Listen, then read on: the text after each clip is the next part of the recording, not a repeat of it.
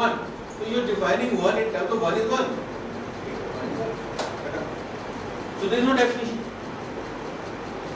Okay, so let's, you can show, physicists can show their work, chemists can do it better, they can make you smell the work. Okay? So, but as mathematicians, we have always had a great problem in trying to explain it to people, and that is why mathematics is regarded to be a subject which is very difficult. Though it is not. All of us enjoy it, and do we find it difficult? No. More you understand why it is happening, the better you will be able to follow the subject and do it. Okay, so Euclid did it for all the mathematics at his time. And this is a lesson that I prepared in this is 2006. Not a lesson, a small video, completely prepared by me and my team. I can't do any programming. The programming part of it was done by my other faculty.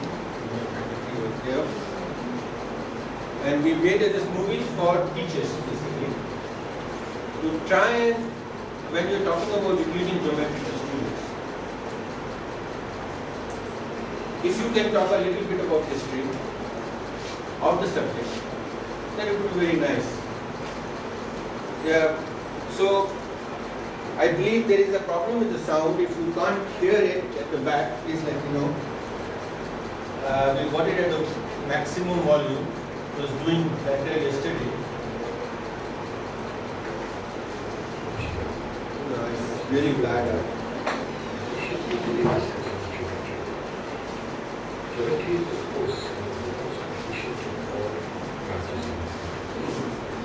Can you hear anything? No. Okay, so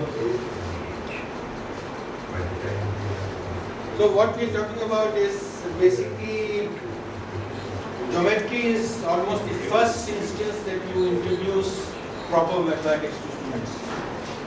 And it deals with figures, so it is usually attractive and people can really understand it. But and one of the first things that you do in geometry is, let me just mute this one. Okay, so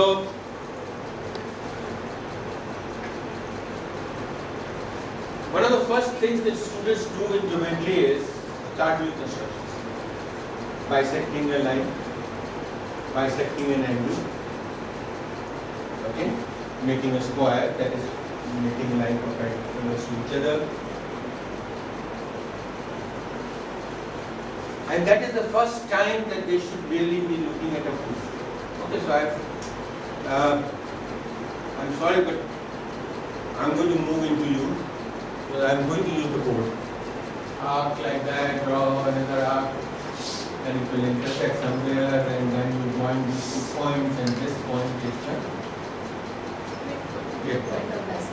why? That is what the student should be asking himself or herself, and that is the thing that they, just because you tell them. One thing that I tell the students is the teachers are the biggest liars. You don't trust ever. Technically, no. Technically, we will show it. We will hold this board and we will show it. See if two parts are equal.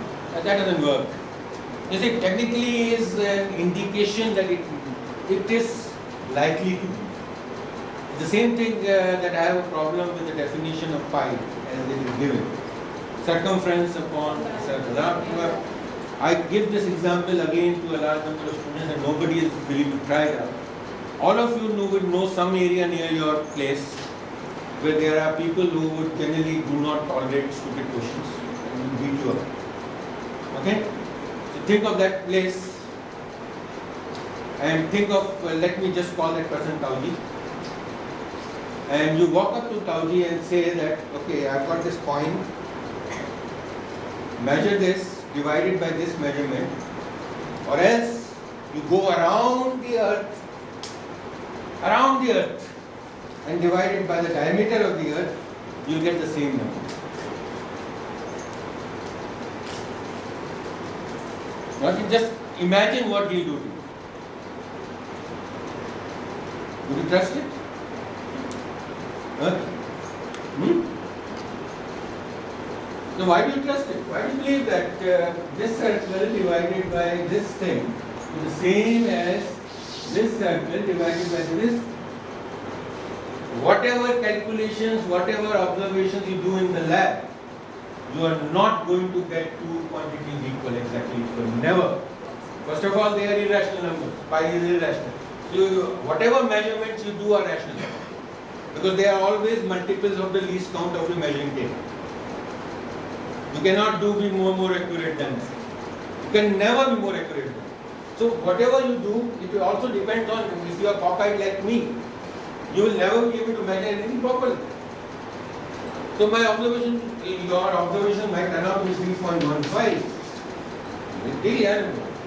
You told me to do the experiment. I got it. I got 3.15. How can you deny? The pi is 3.15. It's there. Everybody else's calculation. You can't. All it indicates is that when you do it, you see the numbers are very similar to each other. So there is a high possibility that this upon this is a constant. Do any one of you know a proof of this? Can you prove that the circumference upon the diameter is a constant? And the same constant occurs in the area. Why don't you define it as the area of a circle divided by a square of its radius? Why shouldn't pi be defined like that? Take any circle, its area is pi r square, is it right? Divided by r square. Why should that same constant occur in the same and circumference? So area upon r square, circumference upon 2r. This is equal to this for all r.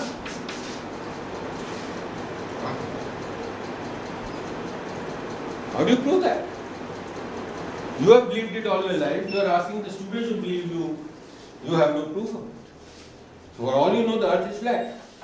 How do you sit in this, sitting in this room? How will you prove that the earth is not flat? So the earth is flat. So teachers are liars. Believe me. And the job of a student is to disbelieve the teacher and ask question. That is how you will learn. That is how I learn.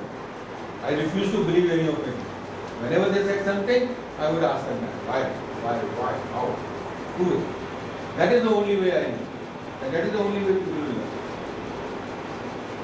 Otherwise, their knowledge is going to be restricted to the amount of knowledge that you have. How does the country go? Okay, a hint for this. Any of you who knows basic calculus and understand the integral gives you the area under the curve and how integrals can be used to calculate the length of curve. Use it by a simple change of variable, you can show this. That not only is this constant, but constant.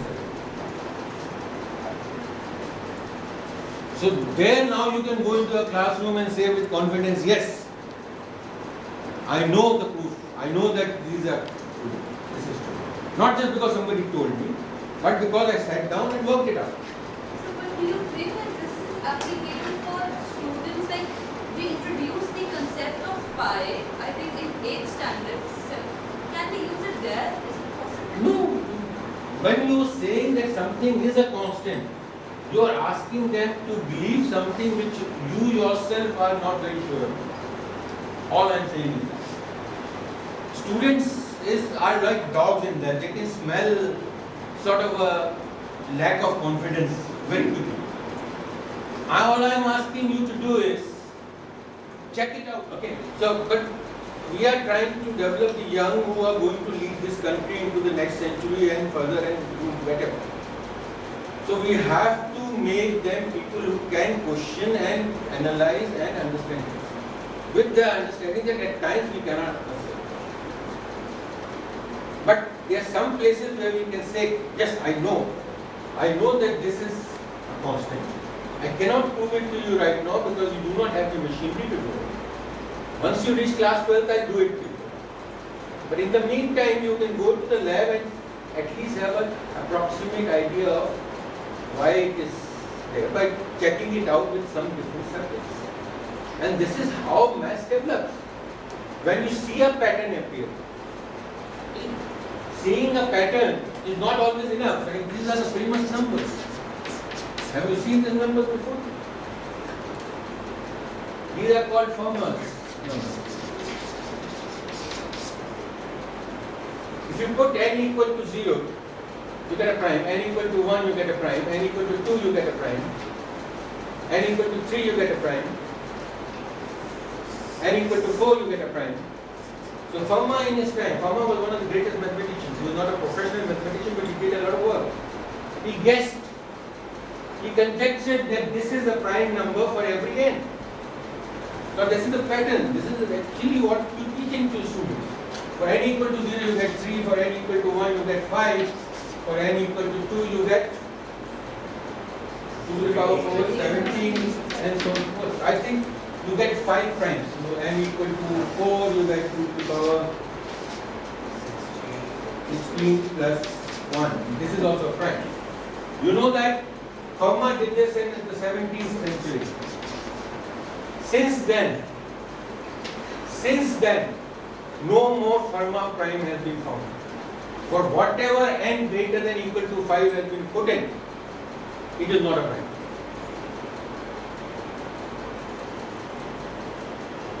We don't even know how many primes are there like this. We can't even prove they are finitely many or infinitely many. No, nothing. And these are not sort of just a curiosity. So you observe the pattern by one of the greatest mathematicians who was regarded to be the best mathematician in his time in the world. He observed the pattern. He says that something is true, and so far they have checked it up to some millions and some millions.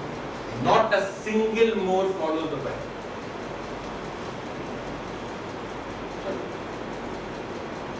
Trust your eyes, trust the pattern itself, but you ultimately have to prove it. That is what you have to teach as a mathematician. Our job is not physicist's job that if things are working, it is fine. Don't worry about the foundations of it. We'll change the law as and when we observe something.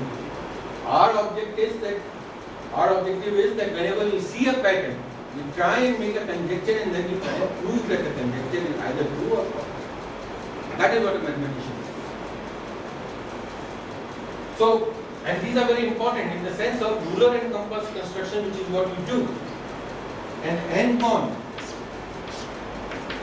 a regular n-con can be constructed only if its prime factorization is like this: 2 to the power alpha, P1 to Pk, where each of this is a Fermat prime. Only those terms can be used. These do not occur elsewhere, so that's why you cannot trisect an angle. Things like that. So, curiosities occur, patterns occur, but to be able to see some pattern is great. But then you, as a mathematician, we need to prove. And Euclid did that. So, for this, my hint is use calculus and go into the classroom with confidence that I can prove it, but I shall do it only once we have the required machinery. It will take a little time. In the meantime, you can try it out experimentally and see that it is probably or is likely, don't use the word probability here, is likely to be. Okay? So, how do you prove this? Not by this, but by some simple geometry problems. Where you take a point here and you join it. Supposing this was a vertex. Then this length is equal to this length. Okay? So this is an isosceles triangle, and then you have to worry about why it is perpendicular to it. Then you can show it is a bisector. Whichever way you do it. You can prove it. A student can do it with the elementary geometry that we know. But which of the properties? Now I had problems with congruences when they were taught to me in school. So they taught me, I think there is SSS congruence, there is SAS congruence. ASA counts as anything else? Right angle triangle. That is the right angle. Forget that. That is basically one of the ASAs. That is ASA. Okay. So which one should I assume and which one should I do? Why? How do you know that if SAS is true then? It's not an